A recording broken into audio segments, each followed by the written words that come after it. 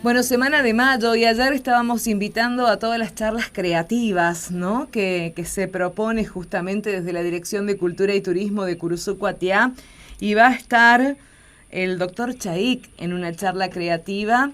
A ver si nos organizamos y en medio de esta cuarentena podemos volver con nuestros micros habituales porque realmente es interesante. 21 de mayo puede ser algo del Cabildo Abierto. Bueno, le vamos a preguntar, ¿no?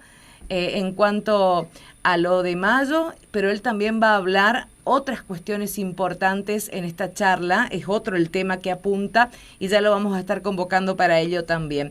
Pero en esta semana de mayo, Rodolfo, ¿qué podemos recordar? ¿Cómo estás? Buen día.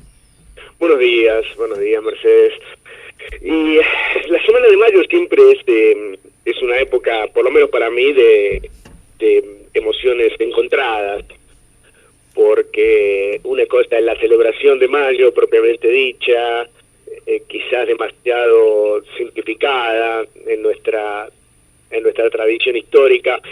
Me gusta ver el espíritu de la gente celebrando, aunque no esté tan de acuerdo con la visión que tenemos de nuestra Revolución de Mayo, ¿no? Que no es tan sencilla como se cree, que no es tan de revista Villiquen, digamos, tan plana. La Revolución de Mayo fue algo mucho más complejo y yo creo que hay una sobresimplificación de la interpretación de lo que significó en ese momento. Y siempre es una época en la cual la uso, por lo menos con mis alumnos, para reflexionar un poco en que nuestra idea de la Revolución de Mayo es a veces excesivamente simplificada. La verdad que es así, ¿no? Y por allí uno siente, o cuando va pasando los años se va dando cuenta de tan reducido que es también lo que podemos aprender o lo que nos pueden contar o lo que tenemos acceso a leer, ¿no?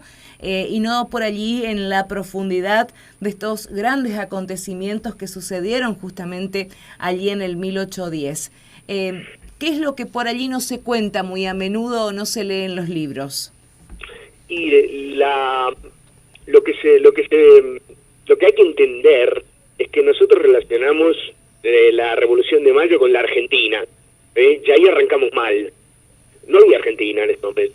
No había idea de argentinidad, ¿sí? En ese momento estábamos ante una crisis europea con un monarca capturado y la posibilidad de ganar derechos o de volver a restituir el poder al pueblo americano. Se hablaba de América en este momento. Es decir, no es una fecha relacionada con la República Argentina. No existía la República Argentina. Nos cuesta mucho entender eso porque uno lo mira desde una perspectiva actual. No creo que casi nadie tenía la idea de la Argentina en ese momento, menos el territorio, la extensión que tiene en este momento. Ni siquiera en 1816 estamos teniendo una idea clara del territorio que se independizaba. No era la Argentina, eran las Provincias Unidas del Sur, ¿sí? Que es lo que dice nuestra acta de independencia. Acá ni siquiera había acta de independencia, ni siquiera había voluntad de independencia, no era tan clara. Era un movimiento político contra esencialmente el virrey y la posibilidad de abrir el juego a mayores derechos. Pero todavía había mucha gente que pensaba que esto se podía hacer dentro de un marco español, es decir, que se podía reorganizar todo bajo un nuevo estatus para el virreinato que lo equiparara, por ejemplo, a una provincia española. Lo que pasa es que en ese momento la situación va para otro lado. Luego de un tiempo se libera Fernando VII y vuelve a imponer un absolutismo que hace que la Revolución de Mayo vuelva a ser reanalizada y la tendencia a buscar la independencia sea inexorable, digamos. En un principio no estaba tan claro que se buscaba independencia política, sí independencia económica. Si eso se podía dar en un contexto acomodado con Europa, se hubiera hecho. Eso, por supuesto, es una ucronía, es decir, es tratar de saber qué hubiera pasado si las cosas no sucedieron como sucedieron. Pero lo que está claro es que la Revolución de Mayo no es va a pasar a ser un hito, un mojón, en la medida en que transcurre el tiempo. Pero en el momento era un gran movimiento. Aparte, el otro aspecto que nosotros obviamos es la violencia de la situación, ¿sí? Nos parece que era todo muy lindo, las damiselas paseándose por la plaza preguntando, el pueblo quiere saber de qué se trata, con French y Beruti repartiendo cintitas. En realidad French y Beruti estaban ahí, digamos, en grupos de choque guerrilleros, tratando de evitar la entrada a vecinos que podían votar a favor del virrey. Esa era la decisión que tenían. Las revoluciones no se hacen repartiendo cintitas, sino que se hacen con un componente de violencia importante, que le hemos expurgado totalmente a la Revolución de Mayo.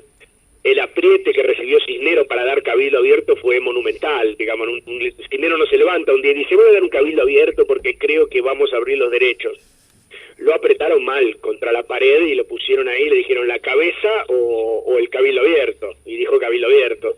Y después dentro del cabildo abierto le manejaron las cosas. Belgrano estaba dispuesto a hacer entrar al pueblo, digamos, a la turba armada adentro del cabildo y empezar a revolear gente por la ventana, aquellos que no quisieran votar la destitución del virrey, que estaba bastante despreciado. Entonces esa es por supuesto, esto no lo podemos poner en lenguaje para un chico de 6 años, pero no podemos seguir festejándolo de la misma manera cuando tienen 18 años, pensando que también esta Revolución de Mayo fue así de linda y así de rosa.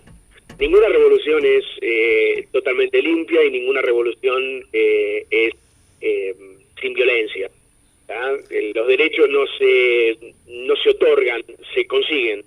Y la Revolución de Mayo consiguió muchos derechos y lo hizo de la forma esperable para una revolución. Por eso a mí son estos sentimientos encontrados. Esta visión rosa de la Revolución de Mayo está linda para la salita rosa del Jardín de Infantes, pero ya después habría que empezar a incorporar otros elementos, distinguir los grupos adentro de la revolución, hacia dónde iba cada uno, Belgrano, Castelli, Moreno por un lado, Saavedra por el otro, el tema de la influencia que va a comenzar a ganar Rivadavia inmediatamente después, todo ese tipo de política interna, de rosca interna dentro de la Revolución de Mayo, que nosotros vimos la foto y lo vemos muy monolítico, las personas que intervinieron como muy unidas, cuando en realidad era una fuente de permanente conflicto. Siempre hubo tensión. De hecho, si vemos lo que pasó con la gente que salió en la foto, digamos, lo que saquieron en el cuadrito, ¿dónde estaban 5 años después? Sí, Moreno hundido en el mar en algún lugar, posiblemente cepillado por alguien, Belgrano luchando batallas imposibles y tratando de no meterse demasiado en conflictos, en guerras civiles internas, Saavedra olvidado. Vemos que la revolución también devora a sus hijos, como le pasó a la Revolución Francesa, de alguna manera. Pero nosotros tendemos a verlo congelado todo, tendemos a verlo muy en la foto rosa y no en la cadena de sucesos. Nuestra historia es muy fotográfica. Saltamos del 25 de mayo al 9 de julio, pasamos por el 17 de agosto, son todas fotos. Y muchas veces nos olvidamos que la historia es una composición lineal en la cual se va desarrollando en el tiempo y hay que entenderla, lo que pasa antes y lo que pasa después. Los eventos aislados está bien conmemorarlos, pero está bueno siempre ponerlos en contexto, si no uno termina sacando fotos de la historia argentina, que siempre en la foto todos sabemos que se peina y uno sale muy lindo en la foto de Facebook, ¿verdad? Pero las cosas no son, nadie es tan lindo como su foto de Facebook, ni tan feo como su foto del DNI, ¿verdad? Entonces, la historia, el riesgo de estudiar la historia por fotos es esa, es que directamente nos perdamos todo lo que llevó al instante anterior a que se peinaran para la foto, o lo que pasó después de lo que sacamos la foto. Rodolfo, ¿qué tal? Buen día, Adrián te saluda. ¿Qué tal? Me parece interesante esto que decís, ¿no? Y sobre todo de hablar de estos próceres como personas de carne y hueso que en su momento, como bien hablabas vos, por ejemplo, de French y Beruti, que uno los imagina y se queda con ese cuento de la cintita, como decías vos, y en realidad formaban parte de un grupo militar no profesional, ¿no? Eran los que comandaban, digamos, a los vecinos y estaba liderado por ellos. Quiero decir, es momento, en algún momento de nuestras vidas, empezar a creer ya que Papá Noel y los Reyes, como suelo acostumbrar decir, son nuestros viejos. Digo, empezar a pensar en estos próceres que a nosotros ponemos como casi en un altar, ¿no? Como algo sagrado. Eran personas de carne y hueso como todos, y que tenían obviamente intereses formados para actuar en consecuencia. Claro, nadie actúa, todos son hijos de su tiempo. Es decir, cuando uno coloca un prócer en el bronce, el problema de echarle bronce al prócer es que la carne queda sepultada en el bronce. El bronce dura para siempre, ¿sí? Pero el bronce es un molde exterior de lo que vio un artista en un momento. El riesgo de tomar a la historia argentina como una serie de bronces es justamente eso, ahogar a la persona de carne y hueso, y también es ahogar las circunstancias en que esta persona actuó y pensar que siempre actuó según los estándares morales más altos. Y todos sabemos que nadie es 100% santo ni 100% diablo, y que la historia la hacen movimientos y situaciones del pueblo, no en general las personas. En ese sentido, cuando uno habla de un San Martín, habla de un Irigoyen, habla de un Perón, o un Hitler, o un Stalin, no surgen de la nada. Es decir, no son un loco o un héroe que se levanta de un día para otro, sino que son producto de una situación en la cual el pueblo crea a sus propios protagonistas. Una cantidad de circunstancias históricas que permiten el surgimiento de un Irigoyen, de un Perón, de un Hitler, de un Stalin. No es una locura colectiva de un instante, y eso es lo que nos cuesta entender, eso es lo que más tiempo lleva. Es mucho más fácil llevarse la imagen de un prócer, y también son figuritas intercambiables, es decir, todo el mundo quiere estar al lado de ciertas personas y todo el mundo quiere odiar a ciertas personas, y es mucho más fácil odiar o amar un bronce construido, pero uno tiene que tener idea de esto, de que son todas construcciones. Es decir, se recuerda a French y a Beruti, pero no se menciona demasiado los chiperos, que eran digamos, el grupo que ellos lideraban, el grupo que en algún momento, si uno pudiera tener testimonios de los españoles de ese momento, diría, un grupo que sembró el terror en la plaza en esos días, ¿sí? Porque no estaban de festejo.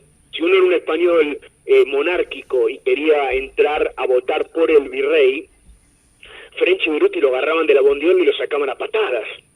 ¿Sí? No lo dejaban entrar en ese cabildo. Entonces también hay que tener en cuenta eso, que por qué el pueblo decide votar y por qué decide destituir al virrey, porque entre otras cosas, los que estaban ahí estaban seleccionados con un mínimo de gente que tuvieron que dejar pasar, pero hubo muchos vecinos que no dejaron pasar directamente, porque aparte tampoco era una votación muy abierta. Ahí no votaban los esclavos, no votaban la gente que no tenía propiedades, y hay altas chances que si hubieran dejado que fuera una votación totalmente libre, la del Cabildo Abierto, hubiera salido a favor de mantener el poder del virrey. Y entonces también hay que reconocer eso y como decíamos, o como decías, alejarse un poquito de esta visión, pero cuesta porque hay que escarbar, hay que leer, hay que meterse. No es tan simple, pero es mucho más apasionante. Por lo menos me entusiasma mucho más esa historia que la historia simplificada. Claro. Rodolfo, me llega un mensaje aquí que dice: y entonces, si las personas arman los próceres, los historiadores y periodistas tienen un papel fundamental porque son los que escriben la historia. Son los que interpretan la historia, digamos. Ahí está. Y todos saben cómo es el tema. La historia la escriben los que ganan, la repudian los que pierden y la creen solo los tontos, dicen algunos. Entonces hay que tener siempre en cuenta eso. Un historiador siempre escribe desde una perspectiva, por eso hay 7 escuelas historiográficas argentinas, no 7 historiadores, 7 escuelas historiográficas que ven la historia argentina desde 7 ángulos distintos. ¿Sí? Entonces no hay una única historiográfica ni una única interpretación de la realidad. Toda historia es interpretación, toda historia es política del pasado, y se lee siempre desde el presente, y se lee desde una postura determinada del presente. Entonces siempre lo más honesto es entender a los historiadores desde el marco teórico en el cual generan su interpretación, y hablar siempre de interpretación histórica.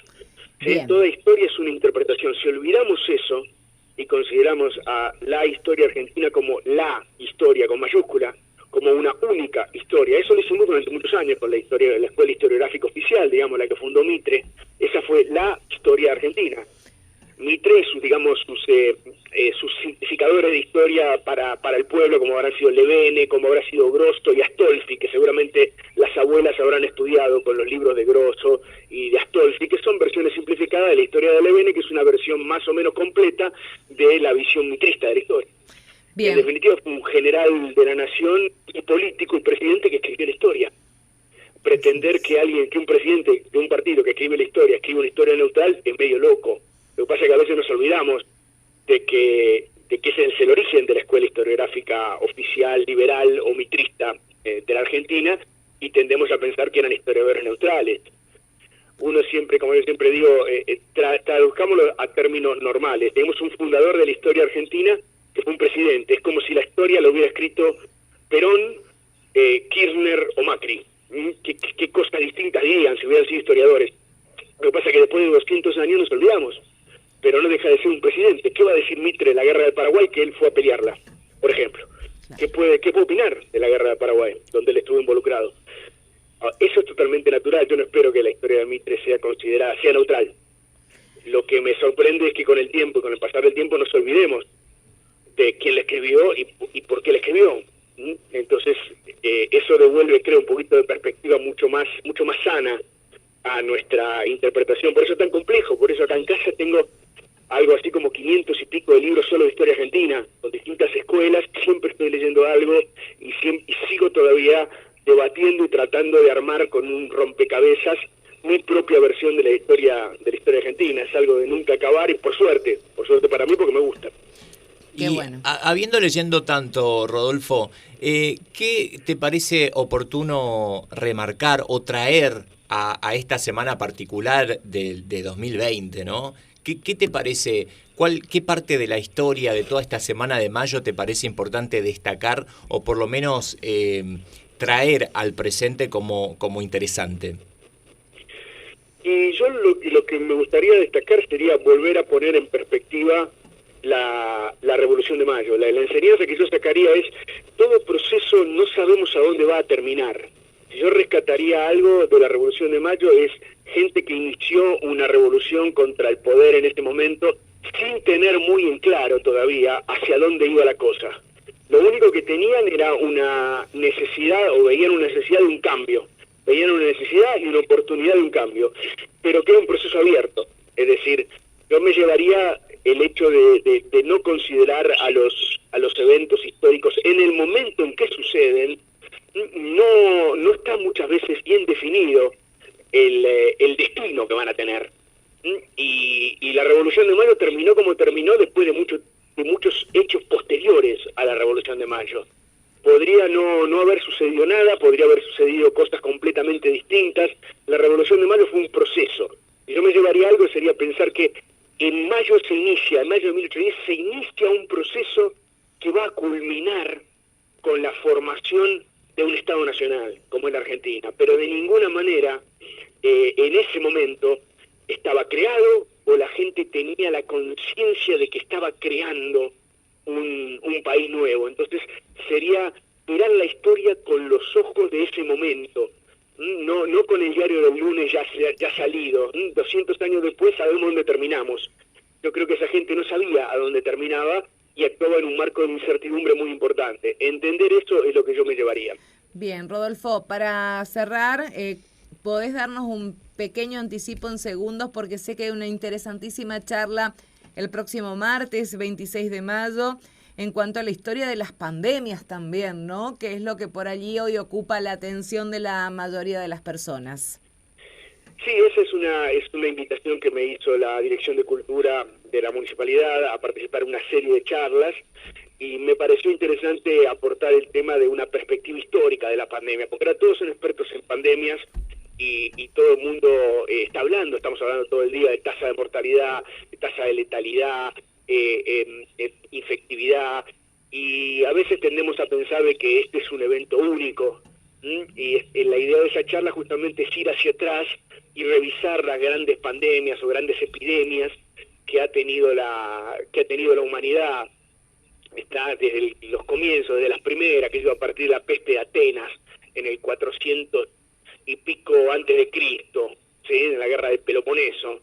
Empezar a partir de ahí y ver lo que ha hecho y comparar las diferentes epidemias y las diferentes situaciones en las cuales nos ha puesto la naturaleza al borde, en algunos casos, de la extinción. ¿Sí? Hacer una revisión de todas las pestes y las enseñanzas que han tenido el manejo de las pandemias en el pasado, o el desmanejo de las pandemias en el pasado. Más cercano en el tiempo que cubrir la gripe de 1918, que hay poca gente que se acuerde porque ya hayan muerto, ¿tá? Pero digamos lo que fue la epidemia de gripe de 1918, o la epidemia de fiebre amarilla, que rearmó la ciudad de Buenos Aires y la reconfiguró. O sea, si alguien diría qué evento constituyó la configuración de la ciudad de Buenos Aires, cuál fue el más determinante, yo diría la fiebre amarilla, la epidemia de fiebre amarilla de 1871, es la que determina cuadrantes de la ciudad que todavía hoy podríamos decir están. El hecho de que el sur sea pobre, por ejemplo, en la ciudad de Buenos Aires, que sea la zona más expuesta, viene de esa época. El sur era la parte más rica, hasta que vino la epidemia de fiebre amarilla, se fueron todos para el norte, y dejaron el sur como una zona de atraso que todavía hoy, si uno ve los problemas de Buenos Aires, se divide que son casi dos ciudades. Las comunas del sur están en una realidad y el norte está otro. Bueno, eso viene de la época de la fiebre amarilla, así que trazar un poquito la historia y los cambios que han traído las diferentes pandemias y tratar de ver los cambios que traerá esta, que esto no lo podemos saber todavía, pero si alguna enseñanza que nos da el pasado es que lo que conocíamos como normal ya no existe más y posiblemente no va a existir, será otra realidad, pero está bueno porque siempre estamos cambiando. Lo que pasa es que nunca cambiamos tan brusco. Claro. Las pandemias son cambios en muy corto tiempo que se implementan y que van dejando consecuencias de cambios de estilo de vida.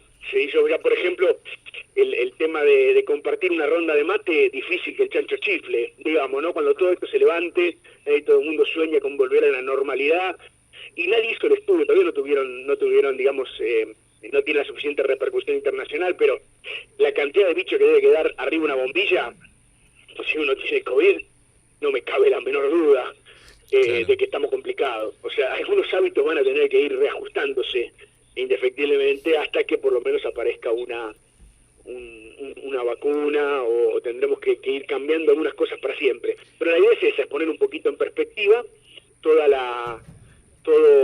lo que ha traído las pandemias y a través de la historia las enseñanzas que nos han dejado, y hacer comparaciones me parece siempre muy útil para poner en perspectiva que esto no es una cosa nueva para nosotros. Podrá ser nuevo para nosotros, pero para la humanidad estar azotado por un virus, una bacteria o un parásito que nos ponga al borde del colapso en la historia mundial no es para nada nuevo. Agendamos entonces, Rodolfo, el martes 26 a las 7 de la tarde. Hay que, para participar de la charla, hay que mandar un WhatsApp al 3774-55 1579, se hace por Zoom, así que estaremos seguramente ahí en la charla creativa 2.0 por Zoom. Este martes, repito, a las 7 de la tarde nos encontramos ahí. Gracias, Rodolfo. Buena jornada. Muy bien, un abrazo grande. Que tengan buena semana. Muchísimas gracias. Hasta luego. Chao, chao.